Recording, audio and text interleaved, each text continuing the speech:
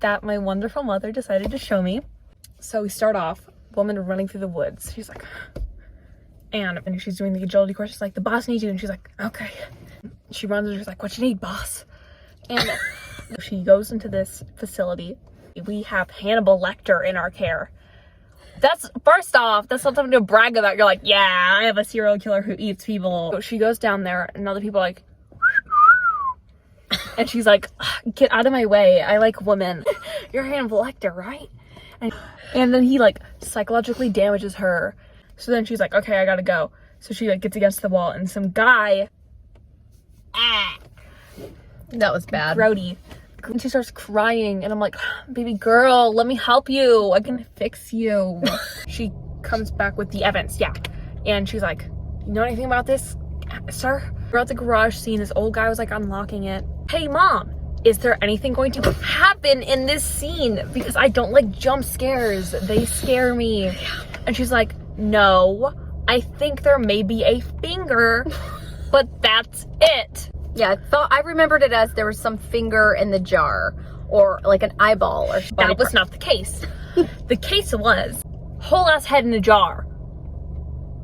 And you're like, it's just a finger. No, it was not. Also, you were afraid of Nemo until like age 7. It's quid pro quo. So she talked about how her dad died, which is sad. On a she farm. had to go live with her aunt and uncle on a farm. And they were slaughtering lambs there, and they were all screaming. Do you ever dream at night of the screaming lamb? You got to dream with lambs. What do you think would happen if all the lambs were silent? He's in like a wheeling thing, and there's like a guy like investigating his room to like ship him out to his new spot. He puts his pen on the bed, which is like a foot away. This magical little tower is just like, meow. So he's given this new area, which is like a bird cage, by the way.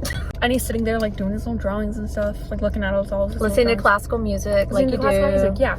My boy's just chilling. So he ties his arms behind his back against the cage. Both of the guards step inside the cage. It was such a stupid move. She's like, well, she was an American girl. Raised on the promises. And then she gets to her house. She has groceries. She's getting to her house, and this old guy's like trying to put his like seat in the back, and he's like grunting like, ugh! And she's like, you need help, sir? Yeah. And he's like, that'd be really amazing. Also, cat in the window.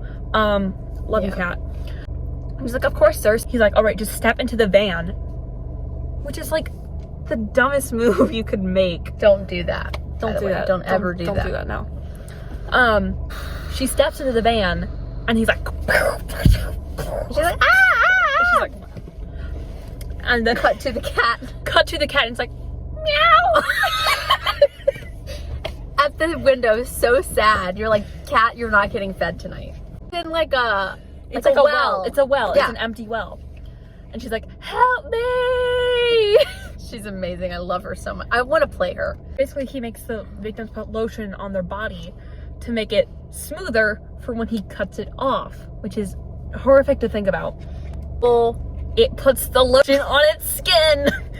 At this point, my child's saying, how much longer is this movie? Because I don't think I can make it. And I was like, I promise everything's going to work out. Horrible. Okay. Except for the guards. It's not going to be okay for them. So the elevator opens, and there's nobody inside, which is kind of whack. Red flag. Wacky, if you ask me. Yeah. So someone comes in there and looks up, and it's a body with Hannibal Lecter's stuff on it. So he's lying in the bed. Guy peels the face off because he skinned his face and put it on his face. So it's Hannibal Lecter in the stretcher posing as the guard, and because he has the guard's face on his face. These guys are apparently transgender. They called him a tranny multiple times, which is not very nice. No, it wasn't. She goes to this house. This is somebody who died, and they go to her house. The dad's like, yeah, you can go upstairs and look in her bedroom. She looks around for, what, 1 minute? Yeah, and then she walks over to a music box, opens it up immediately, and wow. Why would you crap ton of evidence. So then they find out she was part of the sewing group. And then they somehow connect Buffalo Bill to the sewing group, and they find his house. This is when it gets intense. The victim who's in the well has gotten Precious, his dog. Clarice knocks on the door, and he's like, yes, ma'am. And she's like, hey, I just wanted to like interview you. I heard you were friends with one of the victims of Buffalo Bill. So she walks into the house, and he's talking, and guess what she sees? It's the butterfly of the cocoon that was in the old victim's throat. This is the FBI, put your hands up. And he darts around the corner and grabs another gun. Yeah, I didn't think they were gonna make it. I made it. I'm a survivor, I'm not gonna give up. Then so it's like a wild goose chase around the whole house and into the basement, and she finds her, the victim who's in the well, and she's like, help me, and she's like, I found you, don't worry, and she's like, thank God, and then she's like, okay, I gotta go, I'm sorry, I'll be right back. And what did she say?